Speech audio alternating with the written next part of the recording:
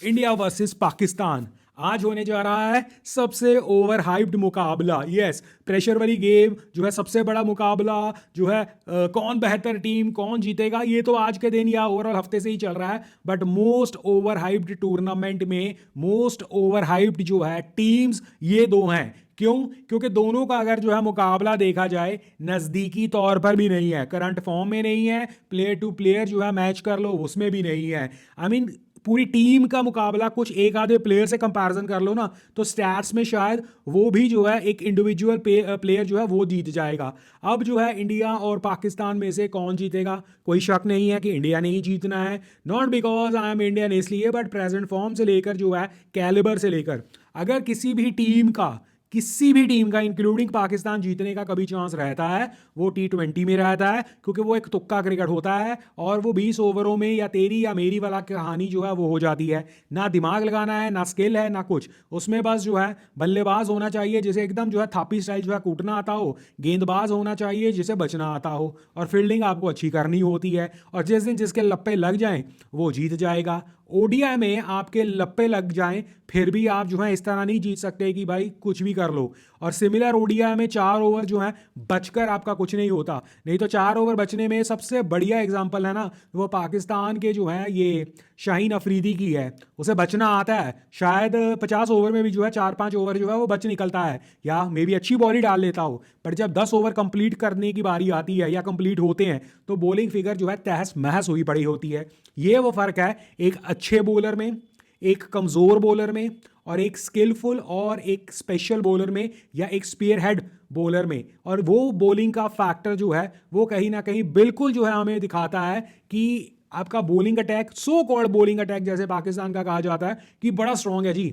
Bowlers में जो है आपके फास्ट बॉलर्स हैं, 140-45 की बॉल डालते हैं, ये करते हैं वो करते हैं। बट उसमें सबसे बड़ा फैक्टर ये है कि वो क्या 50 ओवर टोटल और अपने अपने 10 ओवर डाल सकते हैं। 10 ओवर अपने डाले नहीं जाते, आधे बीच में से इंजर्ड हो जाते हैं। अच्छा, अगर डालने पर भी आ जाएं और जो है प्रेस कॉन्फ्रेंस में आकर जो है इस चीज़ का वो जो है एक गुणगान करते हैं बताने के लिए कि मैंने 10 ओवर डाले हैं, मेरी फिटनेस देखी कितनी अच्छी है, मेरी फिटनेस पे तो कोई सवाल है ही नहीं। बट वो ये बताना भूल जाते हैं कि 60-70-80-90 इस तरह के रन जब तुम्हें 10 ओवरों में पड़ जाते हैं और विकेट के खाने में जो है आपने जिस तरह विकेटें ली हैं, अगर ली हैं, तो वो क्या है, तो इससे पता लगता है आपकी बॉलिंग। फिर आई बैटिंग। अब इंडिया और पाकिस्तान की अगर बैटिंग को ही देख लो, पहले तो उस तरफ या पाकिस्तान की टीम में एक बंदा था जो लप्पेबाजी बढ़िया मार लेता है, फकर जमान, और वो इंजर्ड हो गया। उसके बाद इस पूरे लाइनअप में एक इनका कप्तान साहब है रिजवान, जो शायद मैं जो है बहुत ज़्यादा रेट नहीं करता था, बट रीसेंट वर्ल्ड कप में उस बंदे की परफॉर्मेंस देखकर मुझे एटलीस्ट ये पता लग गया कि ये कभी ना कभी तो रन बना सकता है। दूसरा है इनका सलमान आगा। ये दो बंदे टोटल जो हैं इस पूरी टीम का जो है तंबू बचाकर बैठे हुए हैं। और ये दो बंदे भी ऐसे हैं कि ऐसा नहीं है कि ऑल ऑफ अ सडन जो है ये कंसिस्टेंट है ना, कंसिस्टेंसी इनकी प्रॉब्लम। इन दो बंदे जो है पूरा लाइनअप का बोझ अगर उठा रहे हैं तो 2020 में ठीक है, कभी कभी एक आधे मैच के लिए ठीक है। बट जब आप मैच को एनालाइज कर रहे हो, जब आप मैच के बारे में सोच रहे हो, जब आप अपनी टीम का कॉम्बिनेशन देख रहे हो, तो भाई आपकी टीम का कोई भी बल्लेबाज स्टैंड ही नहीं करता दूसरी टीम जो कि इंडिया है आपके सामने। ओपनर्स आपके फिक्स नहीं है, अगर फिक्स होते तो उनके रन नहीं है, उनके रन होते तो उनकी स्ट्राइक रेट नहीं है, वो स्ट्राइक रेट भी होती तो उसकी एवरेज नहीं है। तो इसका मतलब ओपनर्स तो बिल्कुल फसड्डी। अच्छा, इंडिया की तरफ से ओपनर देख लो, एक रोहित शर्मा, दूसरा Shubman Gill. Present form ODI में दोनों की है, रिकॉर्ड्स दोनों के हैं, सेंचुरीज या डबल सेंचुरीज केस में तो स्ट्राइक रेट, एवरेज, सब कुछ है। तो जो है नेट नेट तो वैसे ही इंडिया जो है बहुत आगे निकल गया ओपनिंग के तौर पर ही। फिर आ गया आपका मिडल ऑर्डर। मिडल ऑर्डर में जो है एक आपका कागजी शेर जो है रखा हुआ है, दूसरा आपका जो है जो मैंने नाम लिया रिजवान और सलमान आगा। उनका कंपटीशन किसके साथ है? सबसे पहले तीसरा नंबर ही देख लो, विराट कोहली। विराट कोहली का नाम ही काफ़ी है पूरे पाकिस्तान को हिलाने के लिए और पाकिस्तान की टीम को हिलाने के लिए। अकेले इन तीनों को कंपेयर जो है अगर विराट कोहली के रिकॉर्ड से कर लो ना, तो समझ में आ जाएगा कि जो है कौन बड़ा। चलिए रिकॉर्ड्स को थोड़ी देर के लिए छोड़ देते हैं। क्रूशल मैचेस में, इंपॉर्टेंट मैचेस में, बड़े मैचेस में कंसिस्टेंट परफॉर्मेंस किसकी है? इस तरफ वालों की है। स्ट्राइक रेट के साथ जो है बल्लेबाजी करना किसकी है? इस तरफ यानी कि इंडिया वालों की है। रिकॉर्ड्स किसके नाम पर हैं और उन रिकॉर्ड्स के ऊपर जीत जो टीम के काम आए वो किसकी है? इंडिया वालों की है। तो आपका मिडल ऑर्डर तक बैटिंग परफॉर्मेंस में अगर आप कंपैरिजन करो तो इंडिया जो है इज वे अहेड। तो बैटिंग का तो ये खल्लास हो गया काम। फिर आती है ऑलराउंडर्स की। ऑलराउंडर, जेन्युइन ऑलराउंडर, जो हम भी जो है हार्दिक पांड्या के अलावा ढूंढ रहे हैं सब दुनिया में, हमें भी आसानी से नहीं मिल रहा। उस ऑलराउंडर कैपेबिलिटी में हमारे पास हार्दिक है, जडेजा है, अक्सर है, उनमें से फास्ट बॉलर है एक, बाकी स्पिनर्स हैं। दुबई के पिचेस में स्पिनर्स असरदार होंगे, और ऐसे वैसे नहीं, जेन्युइन विकेट टेकर हैं, बैटिंग से जेन्युइनली जो है स्ट्राइक रेट अच्छी मारते हैं। एवरेजेस इन लोगों को जरूरत नहीं पड़ती क्योंकि इंपैक्ट बहुत बड़ा है।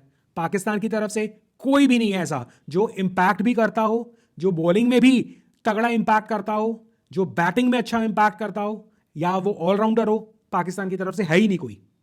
तो इस ऑलराउंडर में भी जो है इंडिया जो है वन साइडेड हो गया। फिर आया बॉलिंग का। अब एक होता है कि आपके पास कहने को और दिखाने को बॉलर्स हैं, जो 5 बॉलर्स हैं, 4 बॉलर्स हैं, 100 150 की स्पीड वाले हैं, 200 की स्पीड वाले हैं। एक होता है काम वाले बॉलर्स। काम आपकी तरफ वाले जो आपका स्पीयर हेड है, मैंने स्टार्टिंग में ही बताया, जो 2 आपके जो हैं स्पीयर हेड हैं, वो इसमें अचीवमेंट मानते हैं अपनी, कि हमने 50 ओवर में से 10 ओवर अपने कोटा पूरा कर लिया। ये उनकी अचीवमेंट है भाई साहब। और इधर वालों के लिए जो हमारे पास फास्ट बॉलर्स हैं, अब चाहे उसमें अर्शदीप खेले या हर्षित राणा खेले, साथ में शमी भाई साहब तो होंगे ही, ये जेन्युइन विकेट टेकर्स हैं। आपका पहले मैच में भी आपने देख लिया, दोनों स्ट्राइक बॉलर्स ने इंपैक्ट के साथ जो है विकेट्स निकाली हैं, रन्स को बचाया है, बॉल की लाइन लेंथ सही रखी है, और वो बौंदलते नहीं है ऐसे। उसके अलावा बाकी के स्पिनर्स जो कि दुबई के पिच को सूट करेंगे, स्पिनर्स हैं हमारे, बॉलर्स जो हैं, उसमें बॉलर्स में जो है हमारे पास जेन्युइन बॉलर्स भी 2 अलग अलग हैं, ऑलराउंडर्स भी 2 अलग अलग हैं। बॉलिंग की वैरायटी देख लो। यहां की तरफ आप सिर्फ और सिर्फ अपने 2-3 फास्ट बॉलर्स का जो है गुणगान कर लोगे, वो भी किसी काम के नहीं। इंडिया की तरफ से उनके पास जेन्युइन पेस है, जेन्युइन ऑलराउंडर स्पिनर भी है, फास्ट बॉलर भी है, और जेन्युइन स्पिनर्स भी हैं, और इंपैक्ट वाले जो स्ट्राइक रेट को मेंटेन रखकर एवरेज को सही कर जो है विकेट्स निकालते हैं, इकोनॉमी वाइज भी सही रहते हैं। तो बैटिंग, बॉलिंग और ये allround capabilities India one sided है। बची फील्डिंग। फील्डिंग में किसी दिन इंडिया का भी दिन खराब हो सकता है, पाकिस्तान का भी हो सकता है, बट जब आप फिटनेस लेवल सबसे पहले इस देखते हो ना, दोनों टीमों के जमीन आसमान का फर्क है। एक इंडिया की टीम वो है जिसके फिटनेस कैपेबिलिटीज जो हैं आज की तारीख में वर्ल्ड फॉलो करना चाहता है। उसका स्टैंड आउट फिटनेस वाला जो बंदा है वो है विराट कोहली। उसकी फिटनेस तो मतलब क्रिकेट के बियॉन्ड जो है गुणगान करती है। और एक वहां पर है जो कर लेगा। सारी टीम की फिटनेस के जो है लगे पड़े हैं। फिर आता है फील्डिंग, उस फिटनेस के ऊपर। फील्डिंग की आप किसी से भी पूछ लो, चाहे आप रिकॉर्ड्स निकाल कर देख लो, दोनों टीम में से फिसड्डी फील्डिंग जो है पाकिस्तान की निकलेगी। इंडिया की अगर जो है किसी गलत दिन उनके जो है चढ़ गया कुछ, या किसी ऐसे वैसे दिन में जो है मिस्टेक्स होनी शुरू होगी, उसके अलावा अगर नॉर्मल दिनों में बात करो ना, तो इंडिया की फील्डिंग जो है वैसे ही अच्छी है। आई नो पिछले मैच में उन्होंने मिस्टेक्स की हैं, बट स्टिल वो कहते हैं ना कि वो एक ऑफ डे वाले दिन मिस्टेक्स हुई हैं। जेन्युइनली अगर आप देखो तो इंडिया इस तरह की मिस्टेक्स करता ही नहीं है। तो फील्डिंग में भी जो है इंडिया इज वे बेटर। तो बचा क्या क्रिकेट में? बातें। बैटिंग में इंडिया बेटर, फील्डिंग में इंडिया बेटर, बॉलिंग में, ऑलराउंड कैपेसिटी में, एवरेजेस में, इंपैक्ट में, सब जगह तो इंडिया बेटर है। तो कौन जीतेगा? इंडिया को ही जीतना है ना।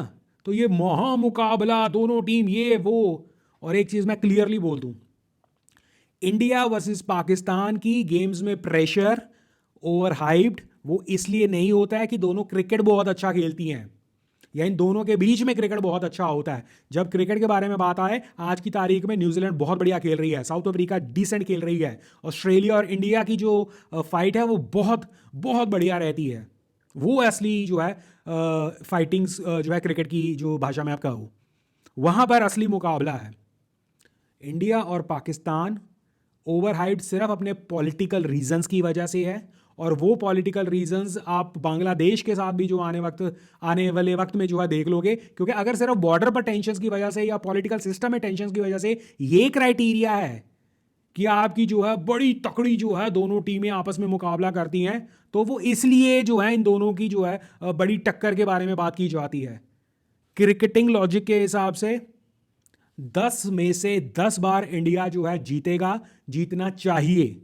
और अगर गलती से किसी एक दिन इंडिया हारता है, वो भी आप उसे एक तुक्का मानकर आपको इग्नोर करना होगा प्रेजेंट फॉर्म में।